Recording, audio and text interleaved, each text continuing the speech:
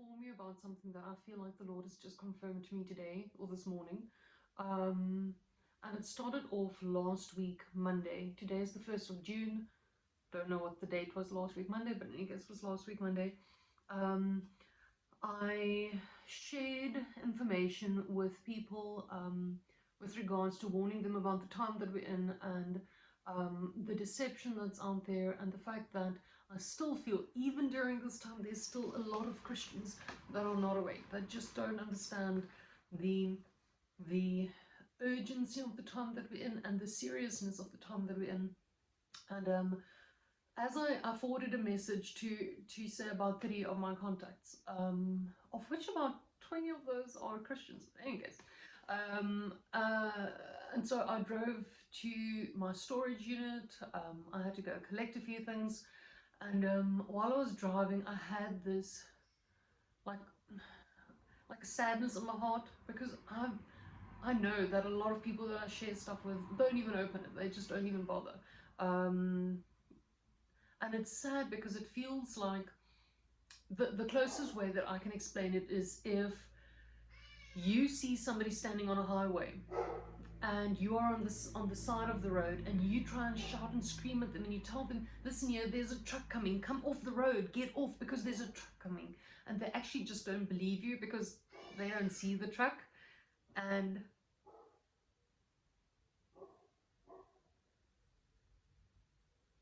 sorry, I just thought there was somebody in the house. Any case, let me just quickly go have a look. Okay, sorry about that. So as I was explaining, the feeling that I have is like, if you, like I mentioned, if you are standing on the side of a highway and you see somebody that you love that's on that highway, and there's a truck heading for them, and you try and warn them, you try and get them to get out of the way, you try and convince them to turn around, look at it. But a lot of people are so afraid of potentially seeing what you're calling out that they'd rather not look. They'd rather just carry on, like, I don't know, just walking around. And the horrible part is, those of us on the sideline trying to call out those that are in the middle of the road will stand there watching the whole thing play out, and there's not a single thing that I can do if you don't try and get yourself out of the road. And while I, like I mentioned, drove to the storage unit, and this has happened. Sorry, phone call. And this has happened to me before as well, where I start humming a tune, start singing a song, and not necessarily the whole song, is generally one or two verses. And I realized that I was humming a song and that I started singing one or two of the verses of the song. I have no clue who sings it, I have no clue what the name of the song is, don't know all the lyrics, know the tune, but the verses that I actually sang is, it doesn't matter now, it's over anyhow. And I thought to myself, ooh, that's pretty sinister. Like, I'm thinking of really wanting to help people wake up and realize that there isn't time to waste. And here I start singing the song with the lyrics, it doesn't matter now, it's over anyhow. Any case, and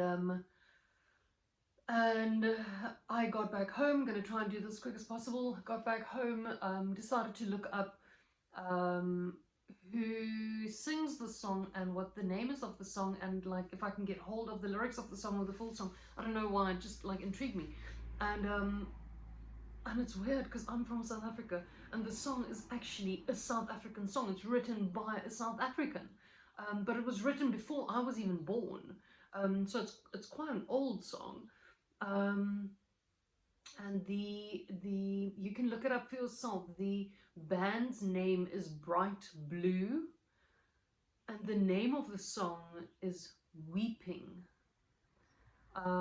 which I actually thought, wow, that is so profound, seeing that is what you feel like you can weep for those people that don't wake up, that choose to be blind. And then along with the lyrics in there that says, it doesn't matter now, it's over anyhow. I just thought, oh, this is just way too much to be a coincidence. And later that day, I looked up verses in the Bible regarding the bride, And how weird is that I was drawn to a specific verse, and it's Jeremiah 25, verse 10 and 11, and it says, moreover, I will take from them the voice of mirth, the voice of gladness, the voice of the bridegroom, and the voice of the bride. I will take from them the voice of the bridegroom, of gladness, and of the bride, rapture. The sound of millstones and the lamp of light, and this whole land shall be desolate and astonishment, and these nations shall serve the king of Babylon 70 years. And don't ask me why, but that sentence, all in all, I just thought, wow, that is actually so, like, and if we're going into the 7-year tribulation, the new Babylon, there's a lot of things in this little scripture that lines up, and I sent it on to one or two of my friends.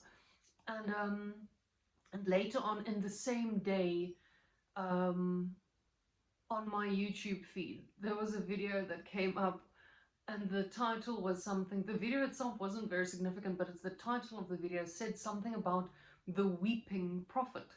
And I thought, oh, come on, like, how many times can the term weeping be confirmed in one day? And when I looked at it, the weeping prophet is referred to as Jeremiah. There's a really awesome, I'm not going to read the whole thing, really awesome explanation on godquestions.org, where they answer why Jeremiah is known as the weeping prophet. And it's really profound. Like, I actually cried when I read the whole thing, because I realized that his whole life is a summary of what those of us that are trying to reach out to the lost, that we're currently going through, and we're only going through like a small portion of it, but his whole life was a summary of that. And I started reading Jeremiah, and you know, I tried to make a video about this last week, and it just didn't work. The same as now, I had 3 interruptions in one video. But I really, really, really want to encourage you, read Jeremiah, and read it out of the perspective of God speaking to us, to this generation, to his people that he has called to himself, that has chosen to fall away and follow strange gods. And in that, you'll see God's heart in the situation as well. And I thought last week, this is craziness, the volume of confirmations that I get about the same thing, and about the fact that the Lord is weeping over his lost people the same way we're just feeling a fraction for those that we know that's currently in that situation. And it's so weird, because on Saturday morning I got up early and I sat outside. Interruption in making one video.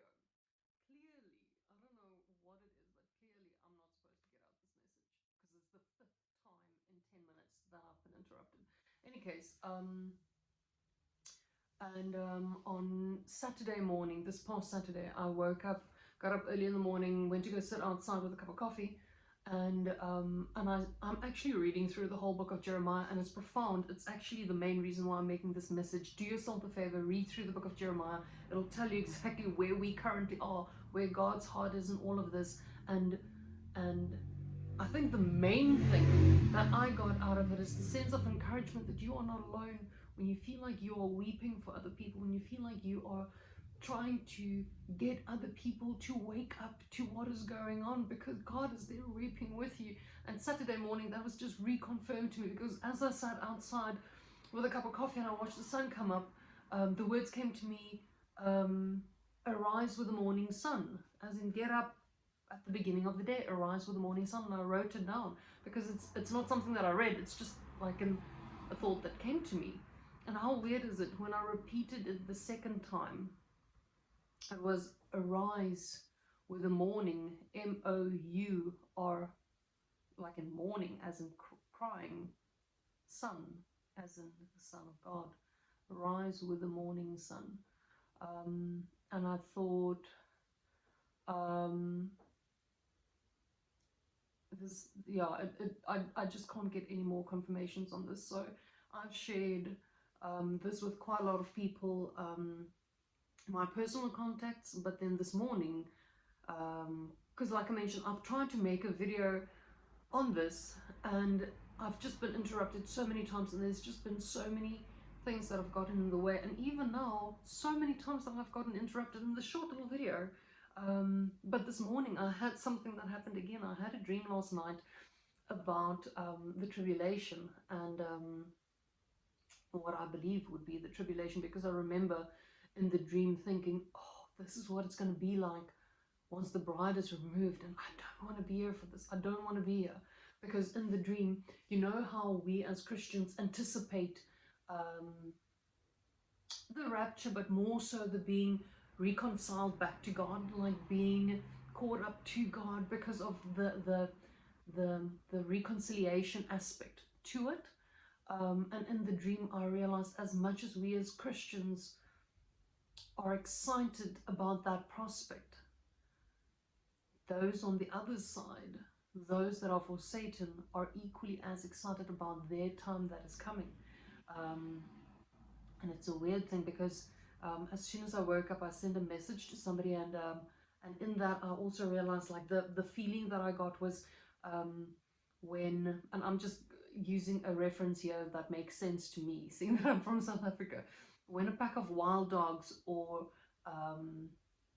hyenas anticipate a kill, when they know that there's going to be a kill, when they can smell the blood and the tension builds up, it's as though they rev each other up. They get excited about the concept of, oh, this is so close, so near, and it's that build up to the actual kill, and it felt like in the demonic realm, like that is happening on their end, where they're anticipating this time to come, where the restrainer will be removed, and they will have, for a lack of a better term, free range, that there will be absolute chaos, murders, and not just murdering, I mean like in gruesome things.